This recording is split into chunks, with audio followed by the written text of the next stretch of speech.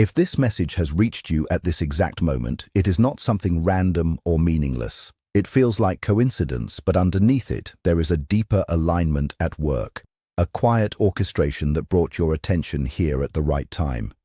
You didn't just come across these words, and it wasn't just a suggestion from a screen or a passing scroll. Something within you was already searching. Something unspoken in your inner world was sending signals outward, looking for understanding, for clarity, for meaning in what has been emotionally unresolved. And that signal seems to be connected to one person in particular, the one who has been living in your thoughts longer than you admit, the one whose silence feels heavier than words ever could, the one whose absence doesn't feel like nothing, but like a space that still echoes inside you. That feeling didn't appear without reason. It came from intuition. That deeper layer of knowing that exists beneath overthinking, beneath doubt, beneath logic trying to take control. And that intuition brought you here because part of you already senses that the story you've been telling yourself is not complete. The silence you are experiencing from them is not as simple as it looks on the surface. It is not just lack of interest. It is not a clean ending. And it is not the kind of emotional absence your mind keeps trying to simplify it into. There is something more complicated happening underneath it.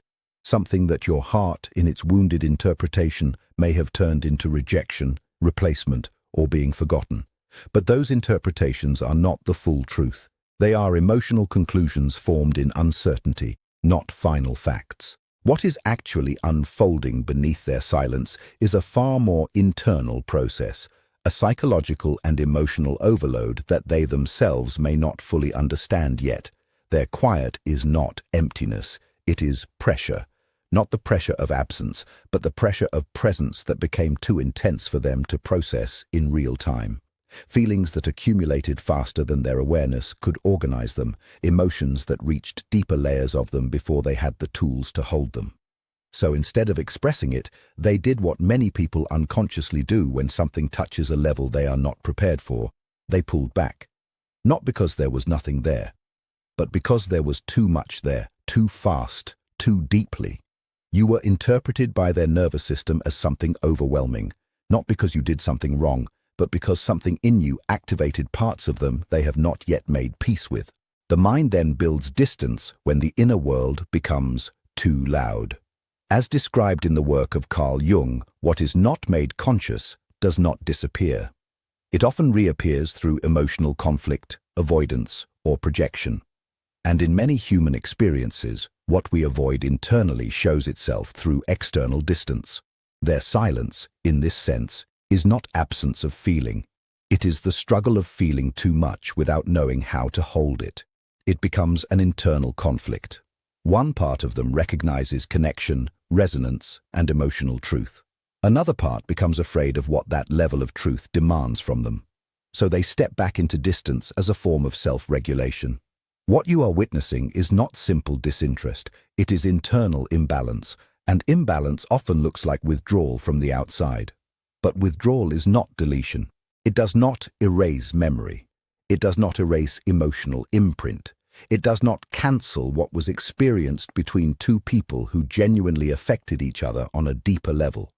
Silence is often where processing happens, in the background, in private, in moments no one else can see, in thoughts that repeat when distractions fade, in emotional echoes that return when the world gets quiet again. And during those moments, what they felt does not simply disappear. It resurfaces in fragments, in thoughts they didn't expect, in memories that feel sharper than before, in emotional reactions they cannot fully explain. You may imagine them continuing life as normal, and in many ways they are. But underneath that surface, there is often a parallel experience running quietly in the background, one where your presence is still mentally active, still emotionally registered, still unresolved, not as peace, not as closure, but as something unfinished. There is also another layer to this. When someone enters our life in a way that feels deeply impactful, they often become a kind of mirror. Not a literal reflection, but a psychological one. They reveal things that were already inside us, but not yet acknowledged. Your presence may have reflected back to them patterns they were avoiding, emotional defenses they had built, fears around closeness, the tension between desire for connection and fear of vulnerability. And when a person is faced with that kind of reflection before they are ready, the instinct is often to step away from the mirror rather than stay and examine what it is showing. Not because the mirror is harmful, but because the reflection requires honesty they are not prepared to face yet. So the distance becomes a form of escape from self-confrontation. And yet, what is important to understand is this: distance does not erase impact. It only delays integration. What was activated between you does not simply vanish. It moves into processing, reflection, resistance, and sometimes emotional confusion. This is why silence can feel so emotionally charged. Because it is not empty. It is full of unspoken internal activity. There may be moments where they think of you unexpectedly. Moments where something triggers a memory. Moments where emotional familiarity returns without warning, not necessarily leading to action, but still existing beneath the surface. This is not something they are always able to express or even fully admit to themselves. Because acknowledging it would require emotional clarity they may still be developing. From a deeper psychological lens, connection often acts as an activator. It reveals both attachment and fear at the same time. It creates attraction and resistance simultaneously. And that inner contradiction can feel overwhelming to someone who has not yet learned how to hold both. So instead of resolving it, they pause it. They step away. They create space.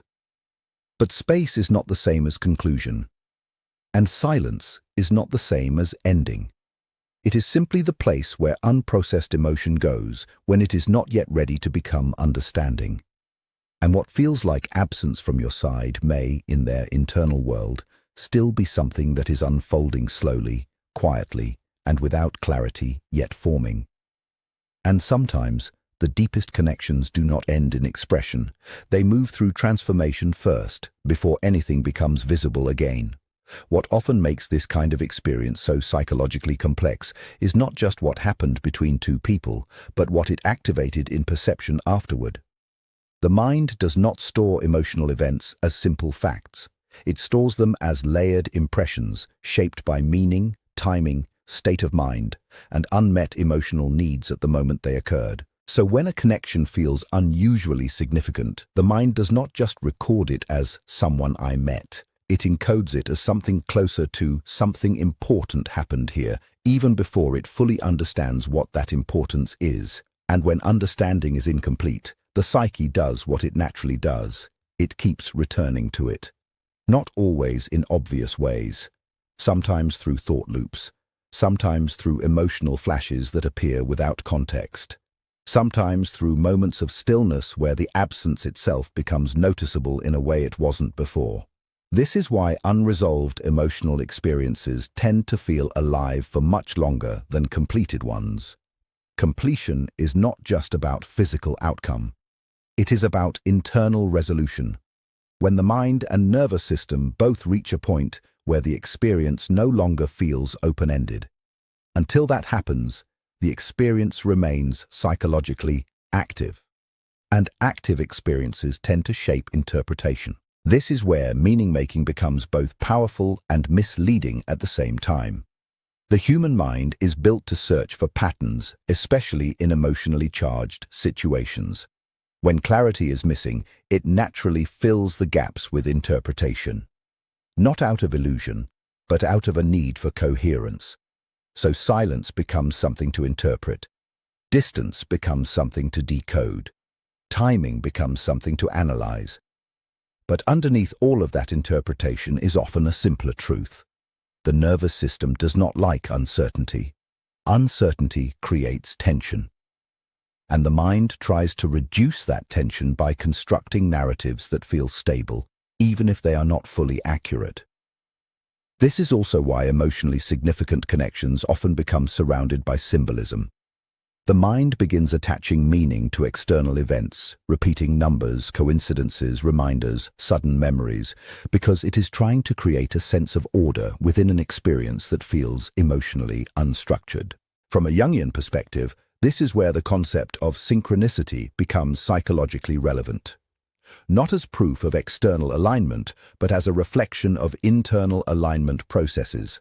In other words, what feels meaningful externally is often reflecting something that is currently active internally. The meaning is real in experience, but not always literal in causation. And this distinction is important because it shifts the focus away from trying to decode external reality and toward understanding internal state. Because what deep emotional experiences often reveal is not just attachment to another person, but attachment to the version of yourself that existed in that connection. The version of you that felt open, affected, seen, vulnerable, alive, uncertain, or emotionally exposed in a way that may not be as accessible in everyday life. So when the connection feels distant, what is often felt is not only loss of contact, but disruption of that internal state. And the mind interprets that disruption as something external needing resolution. This is where longing intensifies. Not always because the other person is actively doing something, but because the internal emotional system has not yet returned to equilibrium. In many cases, what feels like emotional attachment to another person is also intertwined with emotional attachment to a specific internal experience that occurred in their presence. This is why time, distance, and silence do not always reduce emotional intensity immediately. Because the system is not only reacting to absence, it is reorganizing around a change in internal emotional structure. And reorganization is gradual. It does not follow logic.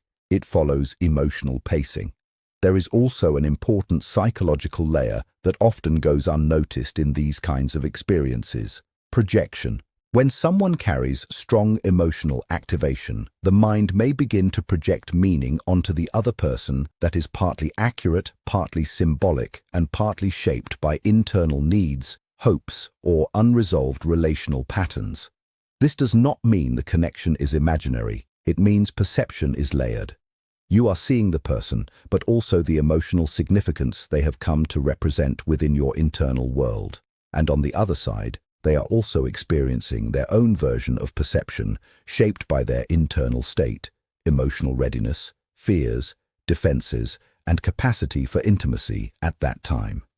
This is why two people can experience the same connection in very different ways, even if the emotional charge felt real for both. Not because one experience is true and the other false, but because human experience is filtered through internal structure. And internal structure is not static. It changes with stress, history, maturity, timing, and emotional bandwidth.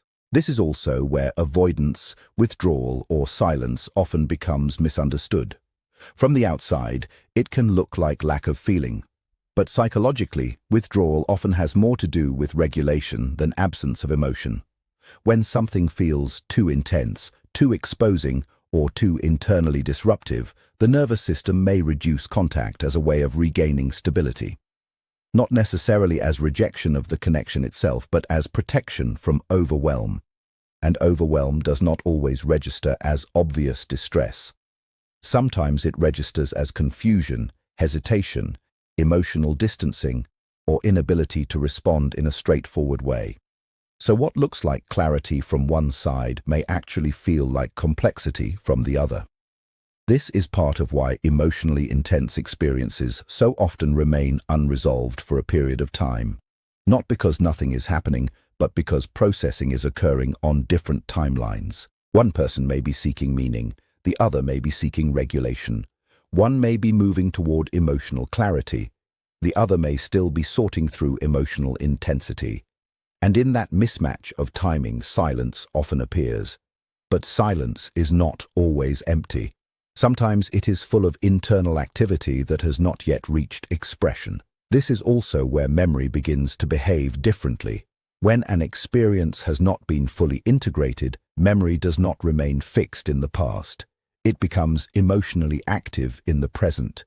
It resurfaces unexpectedly, often triggered by unrelated cues, sounds, places, sensations, or even internal moods that resemble the original emotional state.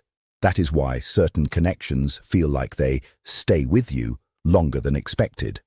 Not because they are continuously present externally, but because they are still being processed internally, and processing is not linear. It moves in cycles: awareness, resistance, reflection, reinterpretation, soft acceptance, then sometimes return to reflection again. Each cycle adds another layer of integration. Over time, what once felt like emotional intensity begins to transform into emotional understanding. The same experience that once created uncertainty starts to create insight. And this is where something important shifts. The focus gradually moves away from trying to predict outcomes and begins to settle into observing patterns of response within yourself. How you react when something is uncertain, how you interpret distance, how quickly your mind fills silence with meaning, how your emotional system responds to ambiguity. These become more significant than external resolution because they reveal the deeper structure of attachment and perception, and over time this awareness becomes stabilizing because it returns control to the only place it has ever actually existed, your own internal world. Not in controlling outcomes, not in controlling others, but in understanding how meaning is formed within you. At some point, the need to turn every moment into a sign begins to soften. Not because meaning disappears, but because it no longer needs to be searched for externally in order to feel real. Meaning becomes something recognized internally rather than something decoded externally. And from that shift, emotional space begins to open. Space where uncertainty is no longer constantly interpreted as instability. Space where silence is no longer automatically filled with assumption. Space where connection, whether present or absent, no longer defines emotional grounding.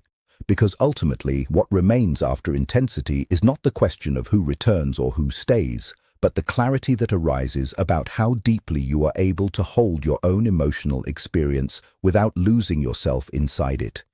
And in that clarity, even unresolved experiences begin to change shape. Not because they are completed externally, but because they are finally understood internally. And that understanding is what slowly transforms emotional repetition into emotional resolution, allowing life to continue forward without needing every unfinished feeling to become a permanent question.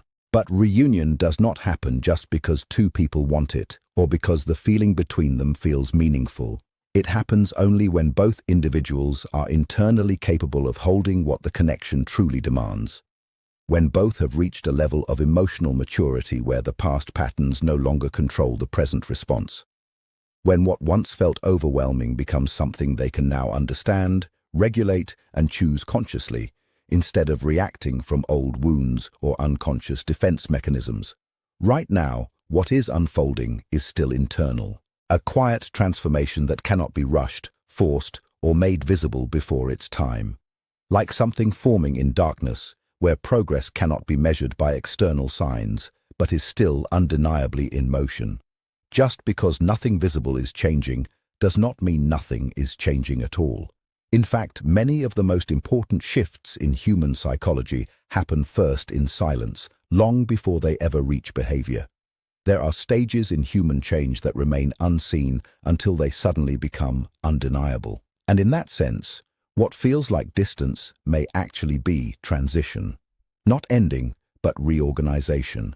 A rearranging of emotional meaning, where what once felt confusing is slowly being sorted into understanding, and what once felt urgent begins to lose its emotional pressure.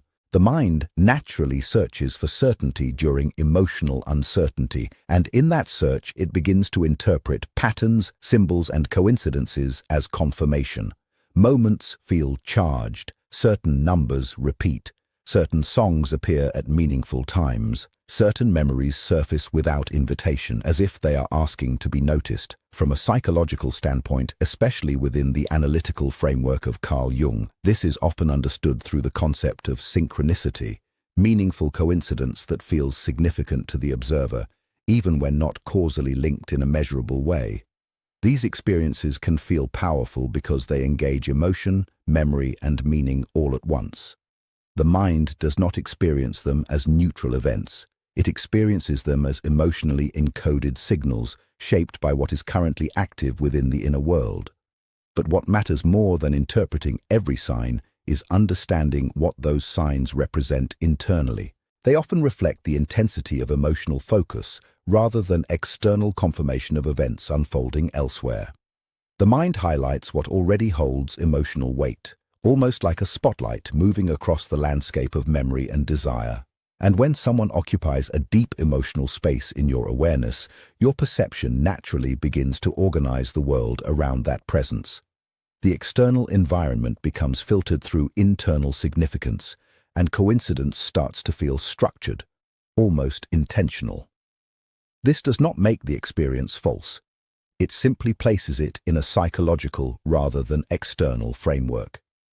Dreams, for example, often become a space where unresolved emotions process themselves in symbolic form. The brain continues working through attachment, memory, longing, and unfinished emotional tension even during sleep, reorganizing emotional material that has not yet found resolution in waking life. That is why certain dreams feel meaningful, emotionally charged, or strangely vivid, not necessarily because they are messages from outside, but because they are expressions from within. The unconscious mind communicates through imagery, metaphor, and emotional sequencing rather than direct language. At the same time, emotional intensity can create a sense of connection across distance, a feeling that someone is still present in your awareness even when they are not physically present, as if some part of the relationship continues to echo internally. This is a natural feature of attachment systems. The brain continues to represent significant people internally long after contact has changed or stopped. Neural and emotional pathways do not simply shut off because physical interaction pauses. They remain active, replaying, reorganizing, and gradually adjusting. So what feels like energetic connection can often be understood as internal continuity of emotional representation. It does not require mystical explanation to feel real. It is real in experience, even if its mechanism is psychological rather than external. And this distinction matters because it shifts focus from waiting for signs outside yourself to understanding what is happening within you. Because the deeper truth of any meaningful connection is not just about whether the other person returns, it is about what the experience has activated in your own emotional development, your self-awareness, and your capacity to relate. Sometimes a connection enters life not to be immediately sustained, but to reveal patterns, fears, desires, and relational dynamics that were previously unconscious. It exposes what you tend to hold on to, what you fear losing, what you project onto others, and what you believe love is supposed to feel like. This is where the psychological lens of Carl Jung becomes relevant again, the idea that relationships often act as mirrors for the unconscious, bringing internal material into awareness through emotional experience. What we are drawn to externally is often deeply connected to what is forming internally. When that happens, the discomfort, longing, and uncertainty are not necessarily signs of fate moving in the background. They are often signs of internal integration still in progress. And integration takes time. It cannot be accelerated by interpretation, prediction, emotional urgency, or repeated attempts to find certainty in something that is still forming. The psyche does not reorganize under pressure. It reorganizes through experience, reflection, and time. What often gets mistaken as signs of return may actually be the mind's attempt to create structure during emotional ambiguity, a way of giving shape to something that feels unfinished, because unfinished emotional experiences create discomfort in the human nervous system. But unfinished does not mean destined to repeat. It simply means not yet fully resolved in meaning. From this perspective, waiting becomes less about anticipating an external event and more about observing an internal process that is still unfolding. The emotional system gradually reorganizes itself around acceptance, clarity, and self-stability. What once felt like emotional turbulence begins to settle, not because the situation changed, but because your internal relationship to it is changing. And within that reorganization, something important begins to shift.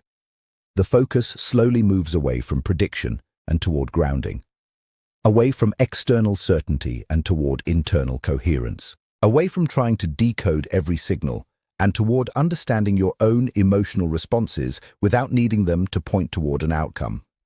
Because regardless of whether a person returns or not, the most stable outcome of any deep emotional experience is not reunion itself, but the development of self-awareness that remains with you long after the situation changes. That is the part that does not disappear. The insight, the growth, the emotional expansion, the clarity about your own patterns, those remain yours, and they shape how future connections are experienced regardless of outcome. They influence how you choose, how you attach, how you respond, and how you recognize what is healthy versus what is familiar. So while it may feel natural to look for meaning in timing, synchronicity, or imagined future scenarios, the most reliable transformation is happening at the level of perception itself.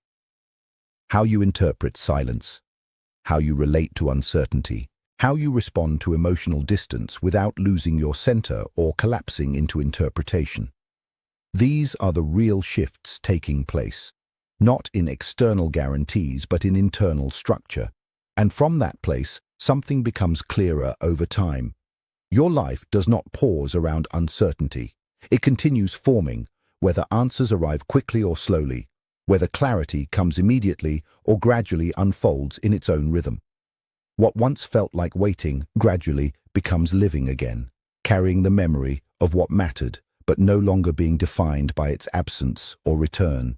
And in that space, clarity begins to emerge on its own, not from signs, not from symbols, but from understanding that settles quietly and steadily within you, until uncertainty no longer feels like something to solve, but something you have learned to move through.